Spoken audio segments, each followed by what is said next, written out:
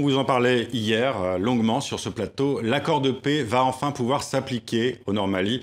Signature des rebelles Touaregs, un mois après celle du gouvernement et des groupes armés loyalistes.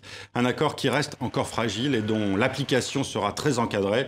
La médiation internationale reste en effet mobilisée.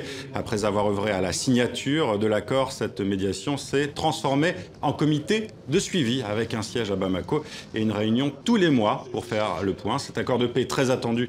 On continue d'en parler avec vous, David Bachet, vous êtes notre correspondant à Bamako. D'abord, David, quelles sont les réactions dans la capitale malienne au lendemain de la finalisation de cet accord? Écoutez, la première réaction, c'est le soulagement, c'est aussi l'espoir. Tout le monde ici est fatigué de ce long conflit et des atermoiements de la période de négociation où on était pressé de sortir de la crise. Le Mali est enfin réuni, voilà ce que disent les habitants que j'ai rencontrés. Des habitants qui se réjouissent de ce que leurs amis, leurs frères, ce sont les mots employés, ont accepté de déposer les armes. Mais il faut bien dire qu'il y a aussi un camp des sceptiques. Ce n'est pas le premier accord de paix signé au Mali et les gens ont bien conscience que l'application du texte va encore susciter des désaccords. Alors David, on l'a dit, cet accord va être très encadré. La situation en Mali est aussi suivie de près par les Français. Le ministre de la Défense, Jean-Yves Le Drian, sera en visite demain au Mali.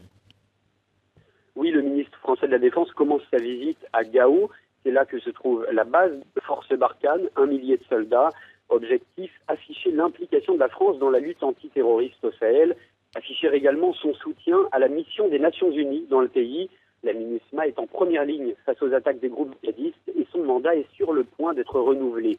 Jean-Yves Le Drian rencontrera aussi le président malien lors d'un dîner officiel. L'occasion de féliciter Ibrahim Boubacar Keïta pour la paix enfin signée avec les groupes rebelles et de l'assurer du soutien de la France dans la mise en œuvre de l'accord de paix. David Bachet en direct avec nous depuis Bamako.